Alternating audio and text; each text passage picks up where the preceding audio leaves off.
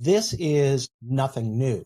What I do think, however, is that where liability against a company is directly attributed to the conduct of a small group of individuals, in that case, corporations may have better arguments to try to escape liability. Any sort of collective knowledge doctrine that's used for attributing the intent to the company is not going to be as well regarded. On the other hand, if senior officials are involved, know what's going on, and turn a blind eye, that's where liability will still attach. Global companies face unprecedented risks and challenges in today's economy. To mitigate these legal and economic risks, companies are rapidly embracing and elevating the importance of robust ethics and compliance programs to promote positive corporate citizenship. On Corruption, Crime, and Compliance, you'll hear from industry leaders and insiders about how to create effective ethics and compliance programs that will mitigate risks and maximize financial performance. Here's your host, Michael Volkov. Welcome. This is Michael Volkov, and you're here for another episode of Corruption, Crime, and Compliance. Today's episode is about the resumption of FCPA enforcement.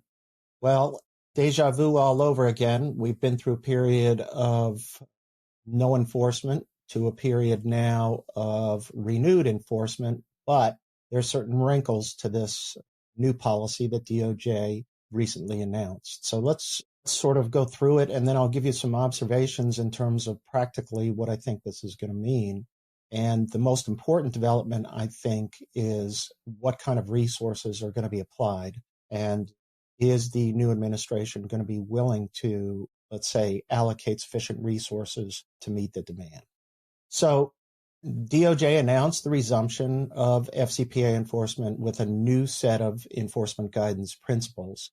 This new guidance is an important statement concerning FCPA investigations and prosecutions. Now, I do think that the impact will be significant, but the precise scope of this renewed focus will depend on certain legal factors, resources, and the importance placed on foreign bribery cases. While there's been a reduction in the number of attorneys assigned to DOJ's FCPA unit, DOJ's current leadership in a prior action, and this is important and it was sort of below the radar, authorized U.S. attorneys' offices around the country in 94 separate districts to investigate and prosecute FCPA cases with less oversight, meaning that they didn't have to have somebody assigned from the FCPA unit to the case, meaning that U.S. attorneys' offices in this arena can run their own case. And that may counterbalance the reduction from the DOJ headquarters in terms of resources assigned to FCPA cases. So it's interesting to see how this plays out. And as always, we know the expression, the devil is in the details. Now, DOJ's guidelines for investigations and enforcement of the FCPA is an important document to review, dated June 9th. And let's go through some of the important portions of the guidance. First, the guidance memo is intended, one, to limit undue burdens on American companies that operate abroad, reflecting sort of the economic nationalism of the current administration. And two, target enforcement actions against conduct that, quote, directly undermines U.S. national interests. So how does that get defined? Well, DOJ directs prosecutors to focus on cases, one, that are against individuals. Notice individuals, not corporations, who have engaged in criminal misconduct while avoiding corporate prosecutions where prosecutors attribute non-specific malfeasance to corporate structures. And I think what they're trying to do here is to push back against attribution. If you, let's say, had a lone actor, someone off the reservation, that you couldn't just directly and easily attribute that conduct to the company. So that, I think, is going to be a big change unto itself. There's still going to be the focus on individual prosecutions, but you may see companies that have better arguments that they make to DOJ to avoid prosecution. Number two, they are to proceed as expeditiously as possible in their investigations. And obviously, DOJ is trying to cut down on this 4 to 5 year lengthy white-collar investigation. And frankly, it's about time that somebody did do that because those were really ridiculously long. 3, consider collateral consequences such as potential disruption to lawful business and impact on a company's employees throughout the investigation, not only at the resolution phase. And that's just to consider the impact this might have on an important national interest. Now, the initiation of new investigations and cases also means that there must be several factors to consider, but also it has to be authorized by the Assistant Attorney General for the Criminal Division. So at the same time the U.S. Attorney's offices can do their own cases, they still have to get approval to open the case from the AAG of the Criminal Division. Now, the guidance memo factors for prosecution talks about several factors, and this, I think, is where the rubber hits the road. The focus on cartels and transnational criminal organizations, TCOs, and this was expected.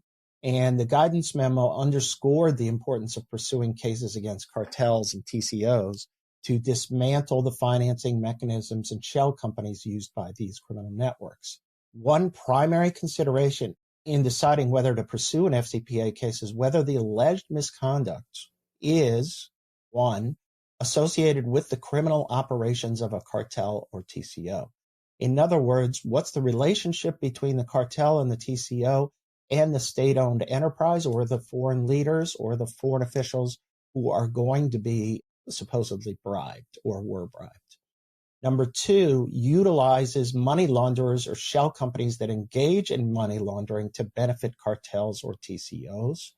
Or 3, is linked to employees of state-owned entities or other foreign officials who receive bribes from cartels or TCOs, just like I said a second ago. This, and I do think that it's important as we look at our supply chains, as we look at our distributors, our distribution channels, that we look at the potential for indirect benefits that may go to a cartel or a TCO.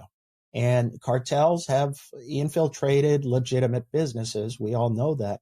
And that is an issue that has to be flagged and has to be investigated. And it's a new risk that really needs to be taken into account. On the one hand, people are saying this is going to reduce the work because of this focus. But in fact, I think there's going to be some new issues that are raised that are going to sort of balance off against those reductions. Another issue was safeguarding fair opportunities for U.S. companies. So the guidance memo now is key to promoting the competitiveness of U.S. companies by noting that bribery of foreign officials distorts markets, undermines the rule of law, and can put U.S. companies at a serious economic disadvantage. And in this respect, DOJ still now must consider whether the alleged misconduct deprives specific and identifiable American companies or individuals. So if there's a tender offer and there's a tender competition and the U.S. loses to a foreign competitor because of bribery of foreign officials, that is sort of in the heartland of what DOJ wants to see in terms of investigations and prosecutions. Now, DOJ noted here, and I think it's important because I've always said this, over half the people sitting in jail on FCPA cases are foreigners. And DOJ noted that, quote, the most blatant bribery schemes, close quote, have historically been committed by foreign companies. And it's true. This is an accurate statement and reflects the Trump administration's adherence to economic nationalism. The next factor that was identified was advancing national security, and the guidance memo cites the fact that FCPA enforcement should not penalize American citizens and business for routine business practices in other nations. Now, here I think most prosecutions, at least particularly by the DOJ, have not involved close legal issues surrounding routine business practices. Frankly, they've involved pretty blatant bribery schemes. And prosecutors, though, are warned here to be attentive to the exception for facilitating expediting payments and for the affirmative defense for reasonable and bona fide expenditures that are lawful under the written laws of the foreign country. So reasonable and bona fide expenditures can usually relate to travel, gifts, entertainment, and payments that are lawful under the written laws of the foreign country is another the exception to the FCPA rule. In any major prosecution, these don't really come up. So while DOJ is saying make sure these are serious cases, and they're directed here to avoid prosecutions that involve de minimis or low dollar generally accepted business courtesies. I haven't seen much evidence that DOJ is going to look at these types of low dollar generally accepted business courtesies. So this may look good on paper, but in practice, I don't think it's going to have much impact. But the focus of FCPA enforcement should be misconduct that has strong indicia of corporate intent. Substantial bribe payments, proven and sophisticated efforts to conceal bribe payments, fraudulent conduct in furtherance of the bribery scheme, and efforts to obstruct justice. And DOJ is going to prioritize these serious cases. Also, they have to take into account whether or not the local jurisdiction is going to prosecute the case. But in any event, much of this, I think, is not going to have as big an impact as the ultimate question, which is how much resources are we going to dedicate to this? Let me give you my thoughts on sort of what's new, what's not in this new FCPA enforcement area. And there's some significant changes, but there's some not so big. And here's my list of what's new and what's the same. Increased individual prosecutions and reduced emphasis on corporate prosecutions. This is nothing new. What I do think, however, is that where liability against a company is directly attributed to the conduct of a small group of individuals, in that case, corporations may have better arguments to try to escape liability. Any sort of collective knowledge doctrine that's used for attributing the intent to the company is not going to be as well regarded. On the other hand, if senior officials are involved, know what's going on, and turn a blind eye, that's where liability will still attach. So there's not much new here with the focus on individual criminal cases because this had been a priority of prior administrations itself. But corporate prosecutions may require a little bit more evidence to get the conduct of senior officers and leaders attributed in there. But what is clear to me from the corporate enforcement policy that this administration adopted is that if you come in, cooperate, and help from the beginning, there's going to be a declination. The only thing you have to pay is the disgorgement. So this will be interesting to see how this plays out. Cases in which individual misconduct, like I said, is directly attributed to the company may be less likely to occur, but we're not sure. Now, DOJ also has prioritized certain industries related to national security, and we'll talk about that in a minute because I think that's a real focus now in terms of where these cases are going to be brought in, what industries they're going to be brought as well. Companies now, I think, have a greater incentive to cooperate where they can reduce liability here and avoid liability by coughing up individuals who need to be prosecuted. So that should happen. With regard to expedited investigations, my hope is that this does lead to some change. I mean, there's no reason for these cases to go on longer than 2 to 3 years at the absolute max, but some of them have been 5 to 6 years. And my hope is that there'll be pressure to move these cases along and get them resolved. There's been a lot of delay, I think, from international coordination, but I think that's going to be interesting to see. Cartels and TCOs, we've talked about that, and I think that that's going to be something that we need to pay more attention to in our supply chains, in our distribution channels to make sure we don't have links and ownership interests connected to cartels and TCOs, especially in certain geographic areas. For example, if you're doing business in Mexico, this is even more important where there are areas with notorious cartel activity. So we need to do a careful analysis of indirect benefits to cartels and TCOs, and your due diligence system has to be adjusted to incorporate this new risk factor. Now, number 4, the U.S. company competitive harm. The Justice Department now is looking for situations where U.S. companies have suffered harm in the marketplace as a result of bribery.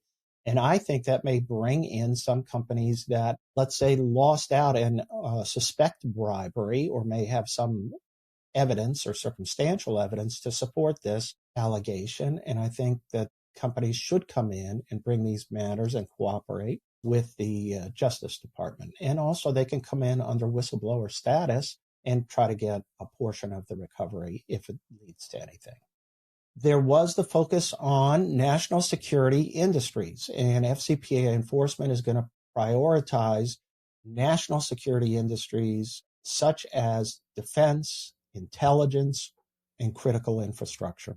And those sectors, transportation, I would think, is going to be high on that. If you're involved in those industries, this is going to be a focus where national security dovetails with the interest in fighting bribery. And finally, cases involving strong indicia of corporate intent and substantial bribe payments. And the DOJ memo clarifies that they're going to decline to investigate marginal cases. But like I said, this is going to have little to no impact on DOJ. And I don't even know how much of an impact it would have on the SEC, because a lot of their cases are not necessarily marginal, but involve repeated patterns of less substantial bribery than usually is involved in the DOJ cases. So those are my takes on the new policy. It's going to be interesting. Let's monitor this and see where we go from there. But anyways, thanks for listening. We'll see you next week for another episode. If you enjoyed this episode, the best way to support the show is by subscribing on your favorite listening platform. To learn more and connect with Michael Volkov, go to volkovlaw.com.